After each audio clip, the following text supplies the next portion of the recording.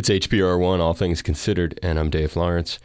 Today we've got a guest who had a big role musically in the state, one half of the hugely popular 70s duo Loggins and Messina. He's back with a tour, starts tomorrow, Garden Isle at KCC, continues Friday at the MAC, Saturday at the Honoka'a People's Theater, and a pleasure to welcome to the show Jim Messina. Hey, Jim. Hey, how are you, Dave? I'm good. Thank you for asking. How about yourself? I'm good. Well, thank you very much for being available. You've got quite a history in the islands. When you think of Hawaii, what comes to mind? The images that are still pretty fresh in my mind is just before I shot the cover for Full Sail. I think we had just performed a concert in Hawaii, and I went over to Maui to spend some time. That's when I first was introduced to Lahaina. I just fell in love with the vibe of the whole town, and it was before it became commercialized. It was probably on the verge, maybe in the next couple of years. The people were soft and kind, and there were merchants that were selling, different kinds of art pieces along the road there where the jetty went out to the harbor, and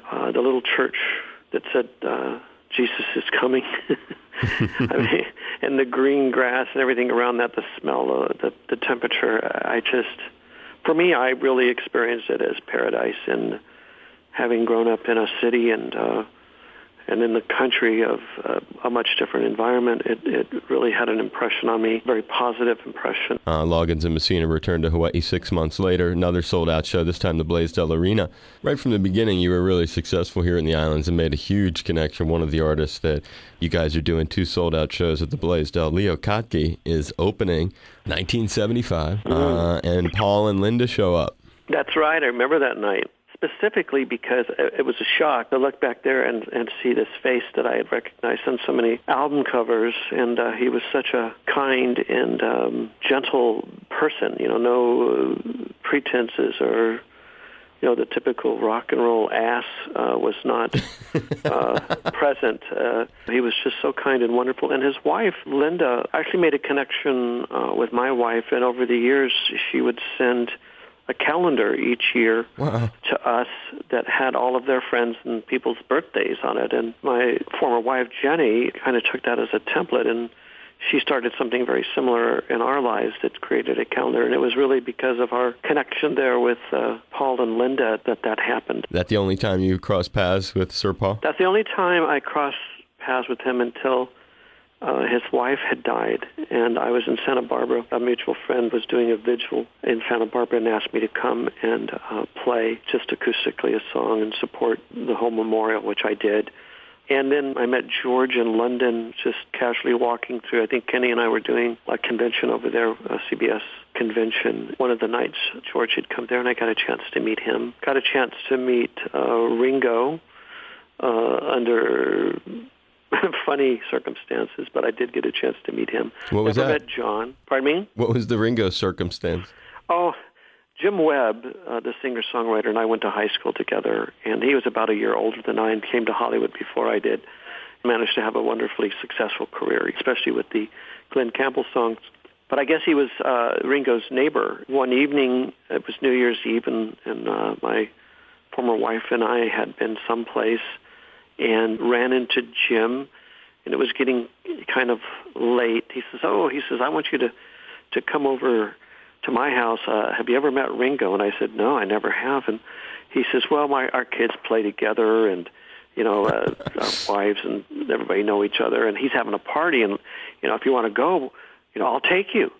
So he had a limousine, and we said, sure, why not? We jumped in the limousine, and, we're all smiling, thinking, God is good, God is good. Right. And we get there, and we go in, and there's somebody standing at the driveway, and they said, I'm sorry, but you can't come in here unless you have a pass. And Jim says, roll down the window, and he rolls down the window. And he says, hey, it's Jim Webb. He said, I'm a friend of his. And the guy says, well, he's got a lot of friends, but unless you got a pass, you're not coming in. So he says, well, that's crazy. He says, you get him over here.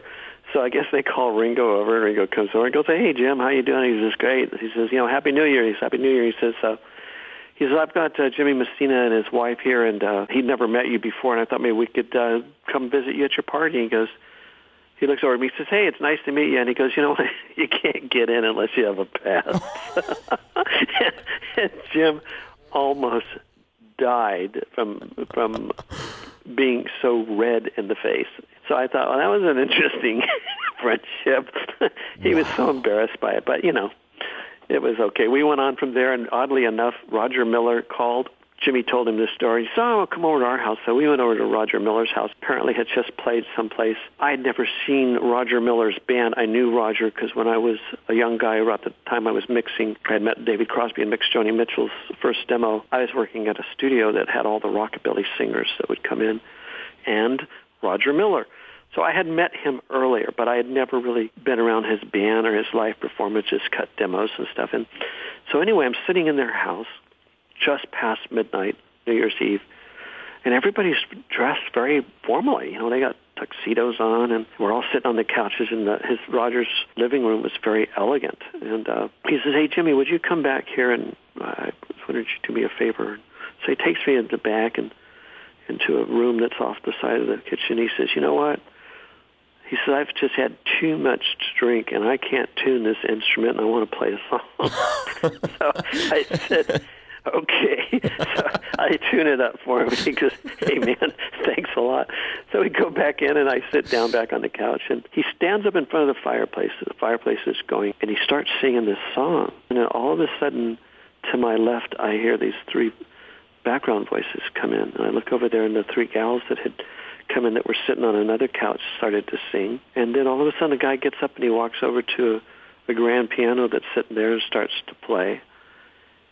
And the magic that was happening in that room, the voices and Roger's song, and it was just the most incredible experience I'd ever had in an informal situation with people that are as gifted and talented as that. So having missed Ringo's party, I think, was serendipitous when all is said and done. Those are great moments when things like that. Yeah, absolutely. On so many levels. Exactly. What a huge story, though. Man, that was a real education to hear on both of those, but the Ringo one, that's rock and roll, man. Yeah, it is rock. It's rock and roll for you. Fast friends, fast relationships, and fast exits. As we go to wrap it up, I give you a hug, a high five. I hope everything's good. Hope you had fun talking. It's a shame you're not doing Honolulu. Well, you know what? It sounds like, you were really invested in music. Like you pointed out, many years ago, I played Hawaii, and 6 months later, I was back doing something again. So who knows? Maybe this will be a nice little spark. If we can ever get you into we have a nice 75-seat little performance studio attached to the radio station. It's done all kinds of Booker T. We just had a thing in there, Taj Mahal. It's a good room to do stuff. Do something if you're in Honolulu. You could string a couple nights together, make enough to make it pay off, whatever. You can do Sure. You could do it solo. You could do it as a benefit. And maybe the idea would be to record it and use it at a later time. You know what I mean? Yeah. However we can do it. Right. And maybe we do Oahu and maybe one of the other islands or something. So I'd love to help out in however I can. If we're there and can fit it in, I'm good. Thank you, brother. All right, bye-bye. Hey, this is Jim Messina here with my friend Dave Lawrence. Enjoy.